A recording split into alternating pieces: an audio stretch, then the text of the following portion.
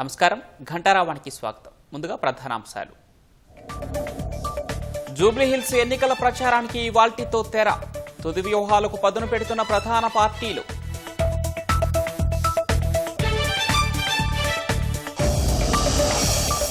ఎర్రగడ్డ డివిజన్లో బీఆర్ఎస్ ఎన్నికల ప్రచారం. మాగంటి సునీతకు మద్దతుగా అపార్ట్మెంటు వాసులతో మాటామంతి.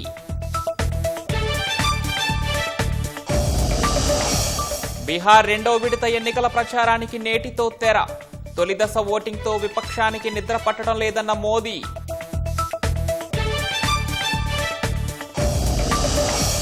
సంగారెడ్డి జిల్లాలో ఆర్టీసీ బస్సును ఢీకొన్న తుపాన్ వాహనం. అక్కడికక్కడే ఒకరి మృతి, 6గురికి గాయాలు.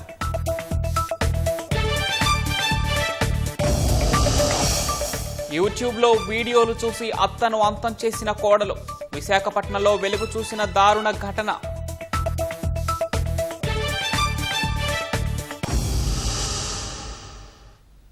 జూబ్లీహిల్స్ ఉప ఎన్నిక ప్రచారం నేటి సాయంత్రంతో తెరపడనుంది. తుది దశలో అధికార కాంగ్రెస్ పార్టీ విస్తృతంగా ఓటర్ల చెంతకు వెళ్తోంది. మంత్రులు రోడ్ షోలు నిర్వహిస్తూ పలు సంఘాలను కలుస్తూ నియోజకవర్గాన్ని చుట్టేస్తున్నారు. అధికార కాంగ్రెస్ పార్టీతోనే జూబ్లీహిల్స్ నియోజకవర్గ అభివృద్ధి సాధ్యమంటూ ఓటర్లకు హామీలను కురిపిస్తున్నారు. జూబ్లీహిల్స్ నియోజకవర్గంలో అధికార కాంగ్రెస్ పార్టీ విస్తృత ప్రచారంతో ముందుకెళుతోంది. ఇప్పటికే ముఖ్యమంత్రి రేవంత్ రెడ్డి రోడ్ షోలతో జనంలోకి వెళ్లారు. మంత్రులు సైతం ఇంటింటికి తిరుగుతూ అభివృద్ధి, సంక్షేమ పథకాలను వివరిస్తున్నారు. మధురానగర్లో ఇంటింటి ప్రచారంలో పాల్గొన్న మంత్రి తుమ్మల తర్వాత ఎల్లారెడ్డిగూడలో ఫ్రిబ్జీ టవర్స్ లో నిర్వహించిన మైనారిటీ సమావేశంలో పాల్గొన్నారు. కాంగ్రెస్ పాలనలోనే మైనారిటీలకు మహర్దశ పట్టిందన్నారు. తెలంగాణ ప్రజల ఆశలు, ఆకాంక్షలే మా ప్రభుత్వ అజెండా అని మంత్రి దుద్దిళ్ల శ్రీధర్ బాబు స్పష్టం చేశారు. జూబ్లీహిల్స్ కాంగ్రెస్ అభ్యర్థి నవీన్ యాదవ్ కు మద్దతుగా శ్రీనగర్ కాలనీ, ఎల్లారెడ్డిగూడలోని పలు కాలనీల్లో ఆయన విస్తృతంగా ప్రచారం నిర్వహించారు. జూబ్లీహిల్స్ ప్రజలు ఉప ఎన్నికను నియోజకవర్గాన్ని అభివృద్ధి చేసుకునే అవకాశంగా ఉపయోగించుకోవాలని రవాణా, బీసీ సంక్షేమ శాఖల మంత్రి పొన్నం ప్రభాకర్ కోరారు. అధికారంలో ఉన్న కాంగ్రెస్తోనే జూబ్లీహిల్స్ అభివృద్ధి సాధ్యమని స్పష్టం చేశారు. జూబ్లీహిల్స్ ప్రజలు ఈ ఉప ఎన్నికల్లో జూబ్లీహిల్స్ అభివృద్ధి కొరకు నిర్ణయించుకోవాల్సిన అవసరం ఉంది. కాబట్టి తప్పకుండా మీరంతా మరి ప్రభుత్వం అధికారంలో ఉంది, జూబ్లీహిల్స్ అభివృద్ధిని చేయడానికి అవకాశం ఉంది. గతంలో జరిగిన ఉప ఎన్నికల్లో కంటైన్మెంట్లో కాంగ్రెస్ గెలిపించినారు. అభ్యర్థి స్థానికుడు, యువకుడు, విద్యావంతుడు. కాబట్టి ఇన్ని కోణాల దృష్ట్యా కాంగ్రెస్ పార్టీ అభ్యర్థి నవీన్ యాదవ్ను గెలిపించడానికి 11వ తేదీ నాడు తప్పకుండా పోలింగ్ బూత్కొచ్చి తమరి అమూల్యమైన ఓటు వేయాల్సిందే విజ్ఞప్తి చేస్తా ఉన్నాం. సామాన్యులకు సంక్షేమ ఫలాలు అందించి రాష్ట్ర అభివృద్ధికి పాటుపడే పార్టీ కాంగ్రెస్ అని మంత్రి సీతక్క అన్నారు. బోరబండలో ఏఐసీసీ సెక్రటరీ విశ్వనాథ్తో కలిసి సీతక్క ప్రచారంలో పాల్గొన్నారు. రాబోయే 3 ఏళ్లు కాంగ్రెస్ ప్రభుత్వం ఉంటుందని, నవీన్ యాదవ్ను గెలిపిస్తే నియోజకవర్గం అభివృద్ధి చెందుతుందని పీసీసీ వర్కింగ్ ప్రెసిడెంట్ జగ్గారెడ్డి స్పష్టం చేశారు. నవీన్ యాదవ్ సంబంధించి శక్తి, యుక్తి, శ్రమ పడే ఒక నాయకుడు జూబ్లీహిల్స్ నియోజకవర్గానికి ఒక నాయకుడు కాంగ్రెస్ పార్టీ ఇచ్చింది. దాని ప్రజలందరితో విజ్ఞప్తి ఏంటంటే, జూబ్లీహిల్స్ ప్రజలందరితో మా విజ్ఞప్తి, కాంగ్రెస్ పార్టీ విజ్ఞప్తి ఏంటంటే, ముఖ్యమంత్రి గారు రేవంత్ రెడ్డి గారు 3 ఏళ్ళు కాంగ్రెస్ గవర్నమెంట్ ఉంటుంది, ఇంకా 3 ఏళ్ళు ముఖ్యమంత్రి ఆయనే ఉంటాడు. జూబ్లీహిల్స్ అభ్యర్థిగా నవీన్ యాదవ్ను జూబ్లీహిల్స్ ఓటర్స్ ప్రజలు గెలిపిస్తే ఈ 3 ఏళ్ళు ఈ జూబ్లీహిల్స్ లో జరగాల్సిన పనులు ఏమున్నా సరే అవన్నీ కూడా నవీన్ యాదవ్ ద్వారా, ముఖ్యమంత్రి రేవంత్ రెడ్డి గారి ద్వారా కాంగ్రెస్ గవర్నమెంట్ పనులు చేయించి పెట్టడం జరుగుతుంది. జూబ్లీహిల్స్ నియోజకవర్గం ఉప ఎన్నికలో బీఆర్ఎస్, బీజేపీ 2 పార్టీలను ఓడించి కాంగ్రెస్ ను గెలిపించాలని సిపిఐ రాష్ట్ర కార్యదర్శి ఎమ్మెల్యే కోనంనేని సాంబశివరావు ఓటర్లకు విజ్ఞప్తి చేశారు. బీఆర్ఎస్ కు సొంత వ్యూహం లేదని, బీజేపీతో ఘర్షణ ఎందుకనే వైఖరితో అనుకూలంగా ముందుకు వెళుతోందన్నారు. జూబ్లీహిల్స్ ఉప ఎన్నిక ఆధిపత్య అగ్రకులాలు, బడుగు వర్గాల ఆత్మగౌరవానికి మధ్య పోటీ అని బీసీ సంక్షేమ సంఘం జాతీయ అధ్యక్షుడు జాజుల శ్రీనివాస్ గౌడ్ అన్నారు.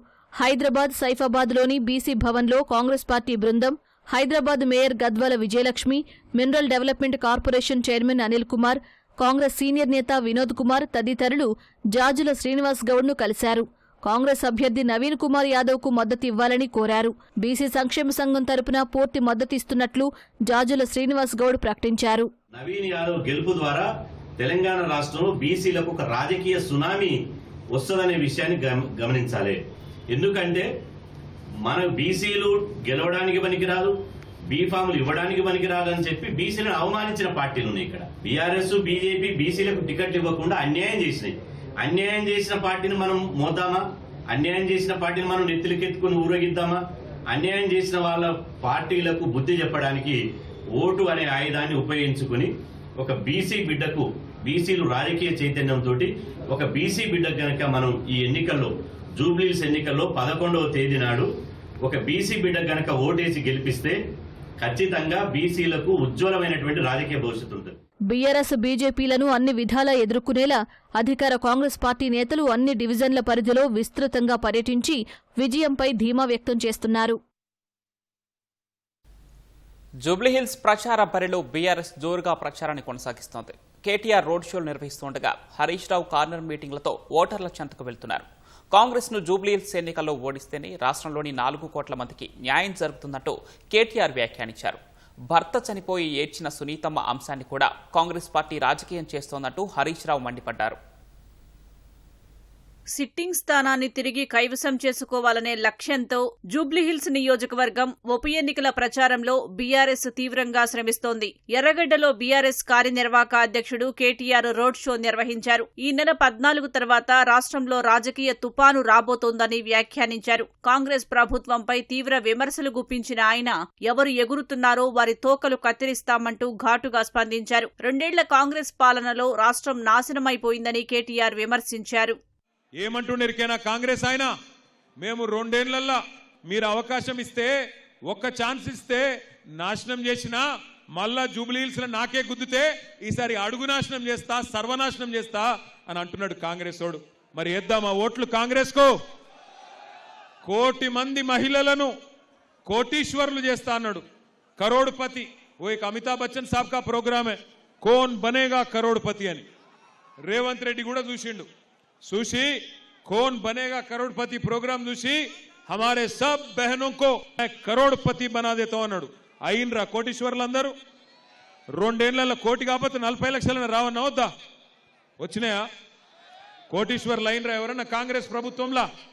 కోటీశ్వర్లు కాదు, మీరు కష్టపడి కొనుక్కున్న చిన్న చిన్న ప్లాట్లు, చిన్న చిన్న జాగలు ఇవాళ కేసీఆర్ ప్రభుత్వం ఉన్నప్పుడు ఎంత ధర ఉండే, ఇవాళ ఎంత పడ్డది ఆలోచన చేయండి. సునీతమ్మ గెలిస్తే బుల్డోజర్ ఉండదు, కాంగ్రెస్ ఉండదని మాజీ మంత్రి హరీష్ రావు అన్నారు. షేక్పేట్ డివిజన్లో ప్రచారంలో భాగంగా నిర్వహించిన కార్నర్ మీటింగ్లో పాల్గొన్నారు. భర్తను కోల్పోయి బాధలో ఉన్న మాగంటి సునీతపై కాంగ్రెస్ నేతలు వ్యాఖ్యలు అనుచితమని హరీష్ రావు ఆక్షేపించారు. జూబ్లీహిల్స్ ఎన్నికల్లో ప్రజలు కాంగ్రెస్ కు బుద్ధి చెప్పాలని పిలుపునిచ్చారు. అనుకోకుండా అర్ధాంతరంగా భర్త చనిపోయి పెళ్లి గాని ఎదిగిన ఆడపిల్లలుంటే ఆ అమ్మ బాధ మోసటోళ్ళకే తెలుస్తుంది అన్నట్టు ఆ తల్లికి ఎంత బాధ ఉంటుంది. పాపం ఆమె బాధపడి ఎక్కడో దుఃఖం వచ్చి ఏడ్చింది. భర్తను గుర్తు చేసుకొని ఆ పెళ్లి గాని ఆడపిల్లల్ని చూసి కళ్ళల్లో నీళ్లు పెట్టుకున్నది. ఎంత కాదన్నా బిడ్డ పెళ్లి చేయాలంటే భర్త లేని లోటు ఇంకెవరైనా పూడ్చగలుగుతారా? భర్త లేని సంసారానికి ఎన్ని తిప్పలుంటాయో మనకు తెలియదా? ఆమె దుఃఖపడితే ఆమె దుఃఖాన్ని కూడా ఈ కాంగ్రెస్ నాయకులు పట్టుకొని ఆమె నోటికొచ్చినట్టు మాట్లాడుతున్నారు. ఆమె ఏడుపును కూడా అవహేళన చేసినటువంటి కాంగ్రెస్ నాయకులకు మా అక్కా చెల్లెళ్ళే బుద్ధి చెప్పాలి. మీ భార్యలు, మీరు చచ్చిపోతే మీ భార్యలు ఏడవరా? ఏ భార్య అయినా దుఃఖపడ్డదా పడదా? ఆమె దుఃఖాన్ని కూడా హేళన చేస్తా ఉన్నారు ఇవాళ ఈ కాంగ్రెస్ నాయకులు. జూబ్లీహిల్స్ ఉప ఎన్నికలో కాంగ్రెస్ నేతలు బహిరంగంగా డబ్బులు పంచుతున్నారని, సి విజిల్ యాప్ కూడా పనిచేయటం లేదని బీఆర్ఎస్ నేత మాజీ ఎమ్మెల్యే జీవన్ రెడ్డి ఆరోపించారు. సీఎం రేవంత్ రెడ్డి జూబ్లీహిల్స్ ఉప ఎన్నికల్లో ఓటమిని 4 రోజుల ముందే ఒప్పుకున్నారని మాజీ ఎమ్మెల్యే బాల్క సుమన్ అన్నారు. కాంగ్రెస్ బీజేపీ ఒకటయ్యాయని ఆరోపించారు. ముఖ్యమంత్రి రేవంత్ రెడ్డికి భయం మొదలైందని, జూబ్లీహిల్స్ ఎన్నిక తర్వాత పదవి పోతుందన్న ఆవేశంలో అనాలోచితంగా మాట్లాడుతున్నారని మాజీ మంత్రి జగదీష్ రెడ్డి విమర్శించారు. జూబ్లీహిల్స్ ఉప ఎన్నికలు దగ్గర పడుతున్న కొద్దీ ముఖ్యమంత్రి మానసిక స్థితి దెబ్బతింటున్నట్టు కనబడతా ఉంది. ఒక మాటకు ఇంకో మాటకు పొంతన లేని మాటలు మాట్లాడుతున్నాడు. ఒక్క మాట చెప్పాలంటే రేవంత్ రెడ్డికి ఎందుకో భయం మొదలైంది. రేవంత్ రెడ్డి మాటలలో తడబాటు కనపడుతుంది. జూబ్లీహిల్స్ ఎన్నికల తర్వాత తనకేదో ఉపద్రవం వస్తున్నట్టుంది, తన పదవికి దానికి ఎసరు వస్తున్నట్టుంది. ఆ గందరగోళం నుంచెలే ఇటువంటి భాష ఉపయోగిస్తున్నాడు. సంబంధం లేని విషయాలు మాట్లాడుతున్నాడు. నువ్వు ఎన్ని చేసినా, ఎన్ని అరాచకాలు చేసినా, నువ్వు పోలీసులు వాడినా, నువ్వు ఎన్ని దుర్మార్గాలు చేసినా, ఏం చేసినా జూబ్లీహిల్స్ లో నువ్వు గెలవడం ఇది సాధ్యం కాదు, అది స్పష్టం తేలిపోయింది. జూబ్లీహిల్స్ నియోజకవర్గంలో కాంగ్రెస్ పార్టీ యథేచ్ఛగా ప్రలోభాలకు గురిచేస్తూ ఓటర్లకు డబ్బు పంపిణీ చేస్తోందని బీఆర్ఎస్ నేతలు ఆరోపించారు. బీఆర్కే భవన్లో ఎన్నికల ప్రధాన అధికారి సుదర్శన్ రెడ్డిని దాసోజు శ్రవణ్, ఆర్ఎస్ ప్రవీణ్ కుమార్, మాజీ ఎమ్మెల్యే జీవన్ రెడ్డిలు కలిసి ఫిర్యాదు చేశారు. ఇప్పటి వరకు 13 ఫిర్యాదులు చేసినా పట్టించుకోకపోవడంపై తగిన చర్యలు తీసుకోవాలని సీఈఓలు కోరినట్లు దాసోజు శ్రవణ్ తెలిపారు. జూబ్లీహిల్స్ ఉప ఎన్నికల ప్రచార బరిలో బీజేపీ మరింత వేగం పెంచింది. కాంగ్రెస్ బీఆర్ఎస్లను లక్ష్యంగా చేసుకుని తీవ్ర స్థాయిలో విమర్శలు గుప్పిస్తోంది. కేంద్ర మంత్రులు కిషన్ రెడ్డి, బండి సంజయ్, పార్టీ అధ్యక్షుడు రామచంద్రరావు సహా ఇతర నేతలు రోడ్ షోల ద్వారా విస్తృతంగా ప్రచారం చేస్తున్నారు. జూబ్లీహిల్స్ ఉప ఎన్నిక ప్రచార బరిలో కమల దళం మరింత వేగం పెంచింది. నియోజకవర్గంలోని వెల్లంకి ఎక్స్ రోడ్, మధురానగర్, యూసఫ్గూడ ప్రాంతాల్లో కేంద్ర మంత్రి కిషన్ రెడ్డి, బీజేపీ నేతలు ఈటెల రాజేందర్, రఘునందన్ రావు, ఏలేటి మహేశ్వర్రెడ్డి రోడ్ షో నిర్వహించారు. కాంగ్రెస్ బీఆర్ఎస్లకు ఓటు వేస్తే మరోసారి మోసం చేసుకున్నట్లేనని ప్రజలకు కిషన్ రెడ్డి పిలుపునిచ్చారు. మజ్లిస్ చేతిలో ఈ రెండు పార్టీలు కీలుబొమ్మలుగా మారాయని విమర్శించారు. సచివాలయానికి కూడా వెళ్లకుండా సీఎం రేవంత్ రెడ్డి ఎన్నికను ఎలాగైనా గెలవాలని కుట్రలు చేస్తున్నారని కిషన్ రెడ్డి ఆరోపించారు.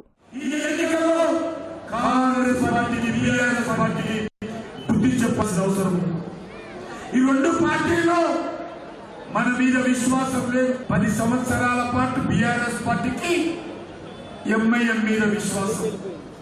ఇప్పుడు కాంగ్రెస్ పార్టీకి ఎంఐఎం పార్టీ వాళ్ళ ఓట్ల మీద విశ్వాసం. ఇంకొక విశ్వాసం ఉండాలి, డబ్బుల మీద విశ్వాసం ఉంది. మీ మీద విశ్వాసం లేదు.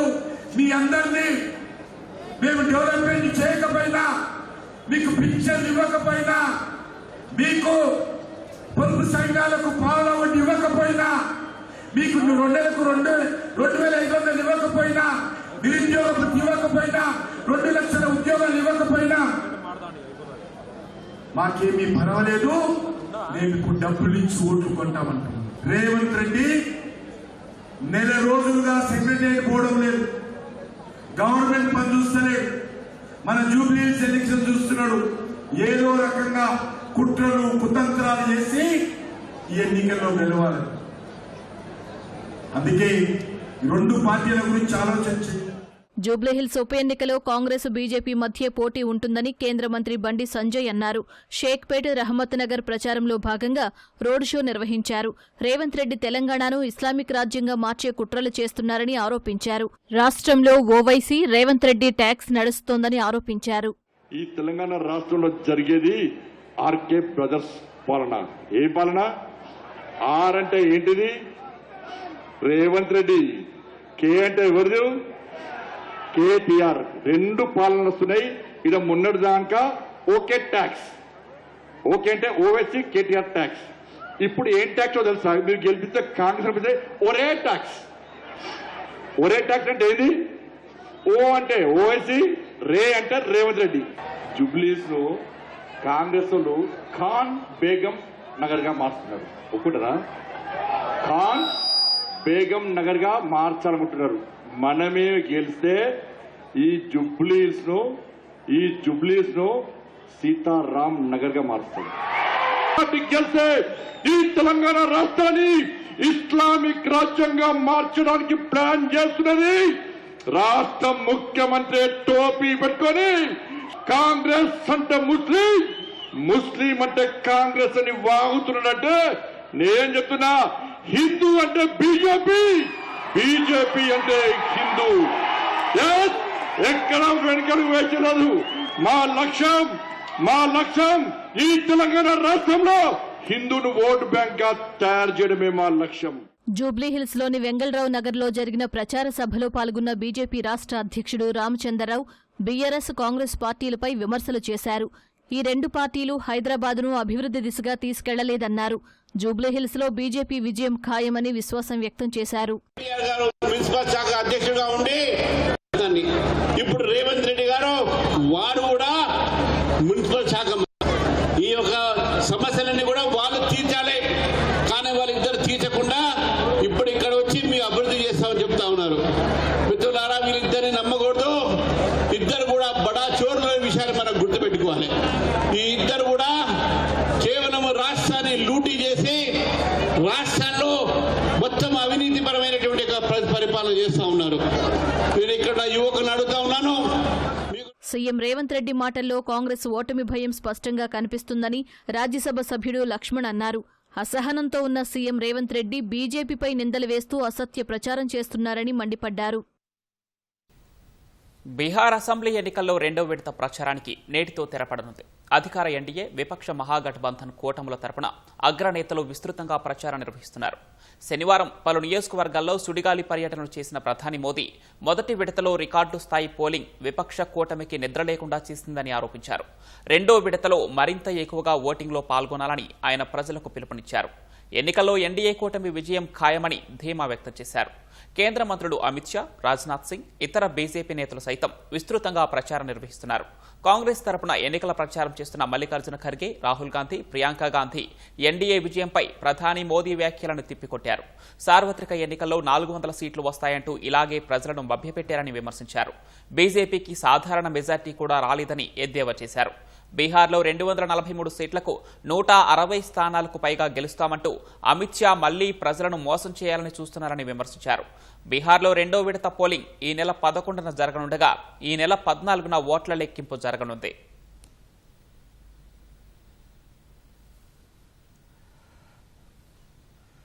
కర్నూలు వద్ద రోడ్డు ప్రమాదంలో 19 మంది ప్రాణాలు తీసిన వేమూరి కావేరి ట్రావెల్స్ కు చెందిన మరో బస్సు ప్రయాణికులకు రాత్రంతా చుక్కలు చూపించింది. తిరుపతి నుంచి హైదరాబాద్కు 36 మంది ప్రయాణికులతో బయలుదేరిన బస్సు బాపట్ల జిల్లా సంతమాగులూరు మండలం ఏల్చూరు వద్ద అర్ధరాత్రి 2 గంటల 30 నిమిషాలకు ఆగిపోయింది. ఎందుకు ఆగిపోయిందని ప్రశ్నించగా చిన్న సమస్య వచ్చిందని 5-10 నిమిషాల్లో బయలుదేరుతుందని డ్రైవర్లు చెప్పినట్లు ప్రయాణికులు తెలిపారు. లేదంటే వేరే బస్సులో పంపుతామన్నారని వివరించారు. కానీ తెల్లవారుజాము వరకు రోడ్డుపైనే నిరీక్షించేలా చేశారని ప్రయాణికులు పోలీసులకు ఫిర్యాదు చేశారు. ఘటనా స్థలికి చేరుకున్న పోలీసులు ప్రయాణికులను వేర్వేరు బస్సుల్లో గమ్యస్థానాలకు పంపించారు. అసలు డ్రైవర్లు ఎప్పుడో దిగిపోయారని, ఇప్పుడున్న వాళ్ళు డ్రైవర్లు కాదని పోలీసుల వద్ద ప్రయాణికులు ఆరోపించారు.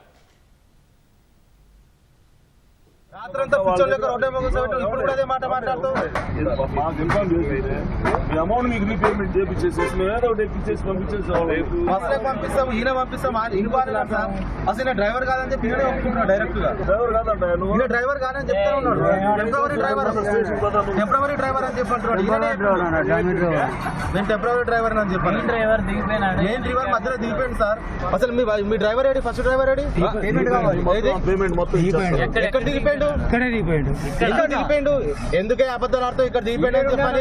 ఇక్కడ ఉన్నప్పటి నుంచి నువ్వే ఉన్నావు. ఫస్ట్ ఎక్కడ దిగిపోయాడు? మాకు ఎంతమంది డ్రైవర్లు ఉంటారు? ఇద్దరు అంటే ఇద్దరు దిగిపోయారు. మీరు ఇద్దరు నలుగురు డ్రైవర్లా? అవునన్నా, ఇద్దరు డ్రైవర్లు. ఫస్ట్ డ్రైవర్ ఎవరు ఉండాలి?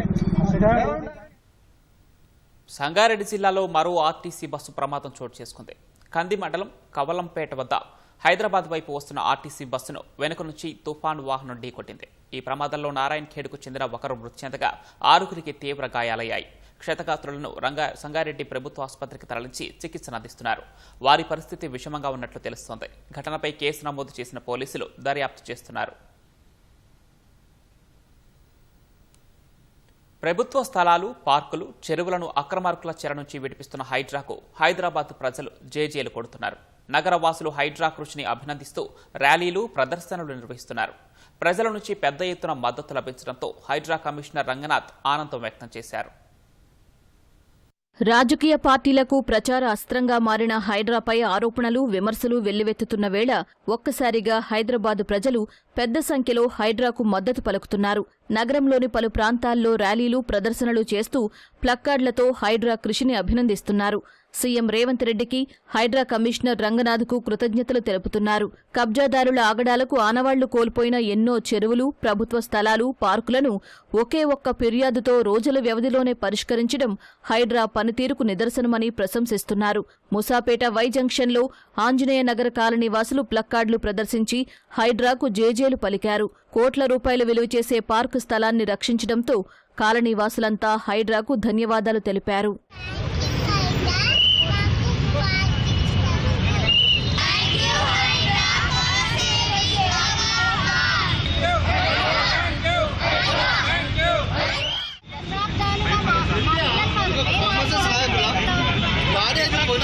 తరతరాలు గుర్తించుకునేలాగా కబ్జా చెరువులను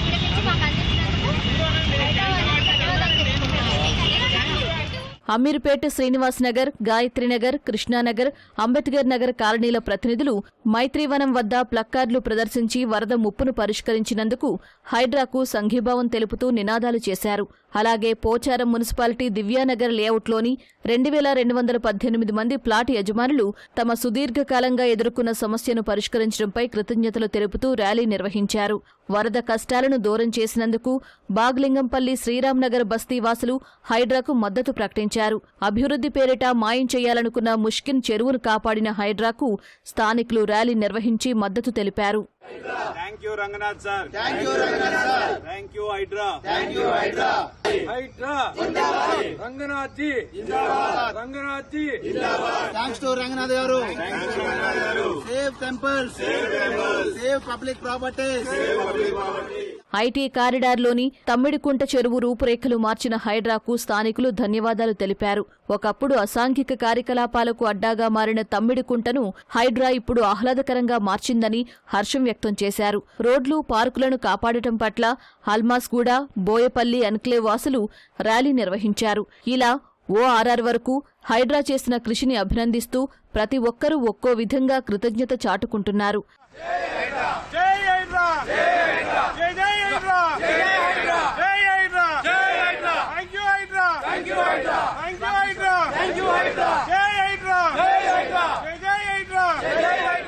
హైడ్రాకు మద్దతు పలికిన ప్రజలకు కమిషనర్ రంగనాథ్ కృతజ్ఞతలు తెలిపారు. సామాజిక మాధ్యమాల ద్వారా హైడ్రా వేల ఇళ్లను కూల్చిందంటూ కొంతమంది చేస్తున్న దుష్ప్రచారాన్ని ర్యాలీలు, ప్రదర్శనల ద్వారా తిప్పికొట్టిన వారికి ధన్యవాదాలు తెలిపారు.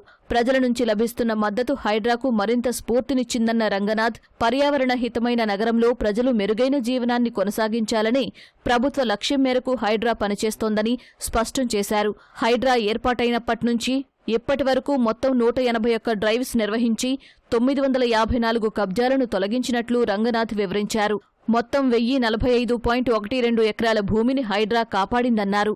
వాటి విలువ సుమారు 50,000 కోట్ల నుంచి 55,000 కోట్ల వరకు ఉంటుందని అంచనా.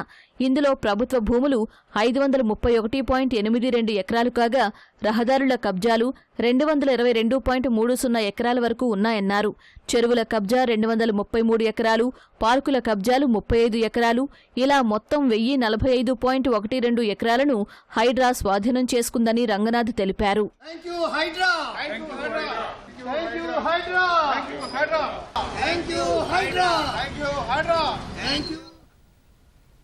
రాష్ట్ర ప్రభుత్వం వచ్చే వారం మరో 1,000 కోట్ల రూపాయలను రుణాల ద్వారా సమీకరించుకోనుంది. ఈ మేరకు రాష్ట్ర ఆర్థిక శాఖ రిజర్వ్ బ్యాంకు ద్వారా బాండ్లు విడుదల చేసింది. 31 ఏళ్ల కాల పరిమితితో జారీ చేసిన ఈ బాండ్లను ఆర్బీఐ వచ్చే మంగళవారం వేలం వేయనుంది. వేలం అనంతరం ఆ మొత్తం రాష్ట్ర ఖజానాకు సమకూరుతుంది. ప్రస్తుత ఆర్థిక సంవత్సరం 2025-26లో రాష్ట్ర ప్రభుత్వం ఇప్పటి వరకు 51,900 కోట్ల రూపాయలను అప్పుల ద్వారా సమీకరించుకుంది. తాజాగా మరో 1,000 కోట్ల రుణంతో ఆ మొత్తం 52,900 కోట్ల రూపాయలకు చేరనుంది. భారత్తో ఇటీవల జరిగిన మినీ యుద్ధంలో ఘోర వైఫల్యాలను చవిచూసిన పాకిస్తాన్ తన రక్షణ వ్యవస్థ బలోపేతంపై దృష్టి సారించింది. ఇందుకోసం సైన్యం, వైమానిక దళం, నౌకా దళాలను ఏకీకృతం చేసే వ్యవస్థను తీసుకురావాలని పాక్ ప్రభుత్వం యోచిస్తుంది. దీనివల్ల పాక్ ఆర్మీ చీఫ్ ఆసిఫ్ మునీర్కు మరిన్ని అధికారాలు దక్కే అవకాశం ఉంది. భారత్ జరిపిన ఆపరేషన్ సింధూర్తో ఎదురు దెబ్బతిన్న పాకిస్తాన్ ఆ వైఫల్యాల నుంచి పాఠాలు నేర్చుకుంటోంది. భారత్ మాదిరిగా త్రివిధ దళాలను ఏకీకృతం చేసేందుకు ప్రణాళికలు చేస్తున్నట్లు తెలుస్తోంది. పాక్ సైన్యం, వైమానిక దళం, నౌకాదళం మధ్య సమన్వయం కోసం ఒక ఏకీకృత కమాండ్ వ్యవస్థను ఏర్పాటు చేయాలని దాయాది సర్కార్ యోచిస్తోంది. ఈ మేరకు రాజ్యాంగ సవరణ చేసి commander of defence force (CDF) అనే సరికొత్త పదవిని తీసుకొచ్చేందుకు సిద్ధమైనట్లు అంతర్జాతీయ కథనాలు వెల్లడించాయి. కొత్తగా ప్రతిపాదించిన CDF ఈ ఏకీకృత వ్యవస్థకు అధిపతిగా ఉంటారని పేర్కొన్నాయి. ఇందుకోసం షెహబాజ్ షరీఫ్ ప్రభుత్వం త్వరలోనే పాక్ పార్లమెంట్లో 27వ రాజ్యాంగ సవరణను ప్రవేశపెట్టనున్నట్లు తెలుస్తోంది. ఈ రాజ్యాంగ సవరణ ప్రతిపాదనను పాక్ రక్షణ మంత్రి ఖవాజా ఆసిఫ్ ధృవీకరించినట్లు అంతర్జాతీయ కథనాలు వెల్లడించాయి. పాక్ చట్టాలు, రాజ్యాంగ సూత్రాలకు అనుగుణంగా 27వ సవరణ చేయనున్నట్లు ఆయన స్పష్టం చేశారని పేర్కొన్నాయి.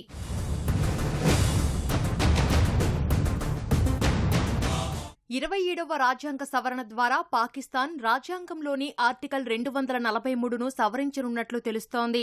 ఆర్టికల్ 243 ప్రకారం ప్రభుత్వానికి సైన్యంపై నియంత్రణ అధికారం ఉంటుంది. ఇప్పుడు దీనిని షరీఫ్ ప్రభుత్వం సవరించనున్నట్లు తెలుస్తోంది. ఈ సవరణ జరిగితే సైన్యంపై ప్రభుత్వానికి ఉండే అధికారాలు తగ్గే అవకాశం ఉంది. త్రివిధ దళాలను సమన్వయం చేయడంలో సీడీఎఫ్ కేంద్రీకృత పాత్రను పోషించే అవకాశాలున్నాయి. ఈ పదవిని పాక్ ఆర్మీ చీఫ్ ఆసిమ్ మునీర్కు కట్టబెట్టి ఆయనకు విశిష్ట అధికారాలు కల్పించాలని షరీఫ్ ప్రభుత్వం ఆలోచన చేస్తున్నట్లు తెలుస్తోంది. నవంబర్ 28న మునీర్ పదవీ విరమణ చేయనుండగా ఆయన్ను కొనసాగించడానికే కొత్త పదవి తీసుకొస్తున్నట్లు సమాచారం. ఈ సవరణ జరిగితే మునీర్కు పాక్ సైన్యంపై మరింత పట్టు పెరగనుంది.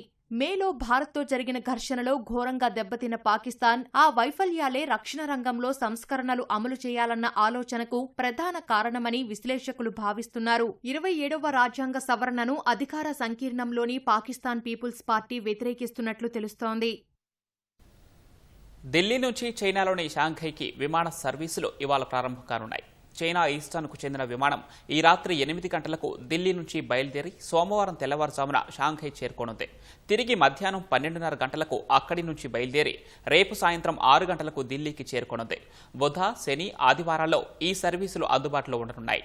ఇటీవలే ఇండిగో కోల్కతా నుంచి చైనాలోని గ్వాంగ్జౌ నగరానికి విమాన సర్వీసులను ప్రారంభించింది. కరోనా, గాల్వాన్ ఘర్షణ కారణంగా 2020 నుంచి భారత్, చైనా మధ్య విమాన సర్వీసులు నిలిచిపోయాయి. ప్రస్తుతం ఇరు దేశాల మధ్య దౌత్య సంబంధాలు తిరిగి గాడిన పడుతూ ఉండగా విమాన సర్వీసులను పునరుద్ధరించాలని నిర్ణయించాయి. మహారాష్ట్రకు చెందిన ఓ యువకుడి ఆటో లగ్జరీ కారును తలపిస్తోంది. వాహనాల్లో ఏర్పాటు చేసిన ఏసీ, డీజే, టీవీ, రంగురంగుల దీపాలు ప్రయాణికులను ఆకర్షిస్తున్నాయి. అమరావతిలోని బడ్నీరా ప్రాంతానికి చెందిన కృష్ణ మధుకర్ రోడ్కే మొదటి నుంచి అత్యంత ప్రత్యేకమైన ఆటోను కలిగి ఉండాలని కోరికగా పెట్టుకున్నారు. 2,85,000 రూపాయలతో కొత్త ఆటోను కొన్నారు. అందులో అదనపు సదుపాయాల కోసం మరో 3 లక్షల రూపాయలు ఖర్చు చేశారు.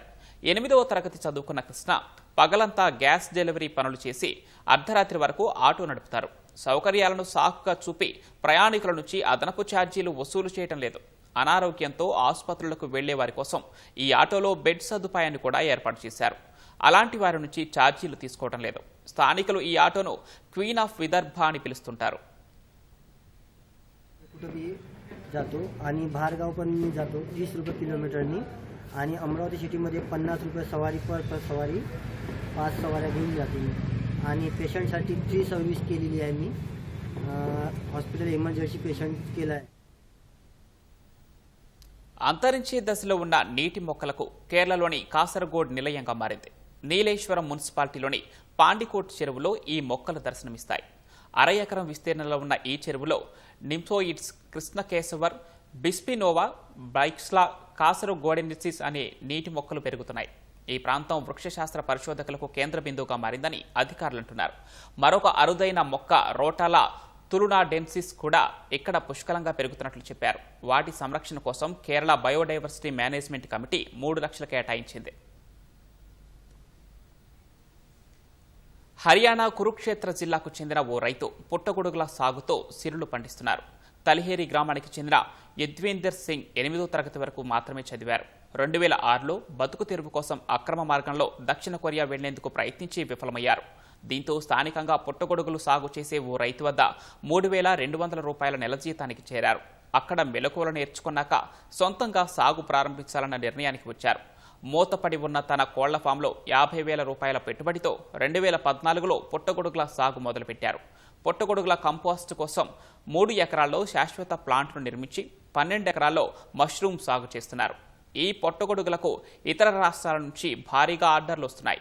11 ఏళ్ల వ్యవధిలో అచ్చలంచెలుగా ఎదిగి 7.5 కోట్ల రూపాయల వార్షిక టర్నోవర్ శోధిస్తున్న యద్వీందర్ నేడు 250 మందికి ఉపాధి కల్పిస్తున్నారు.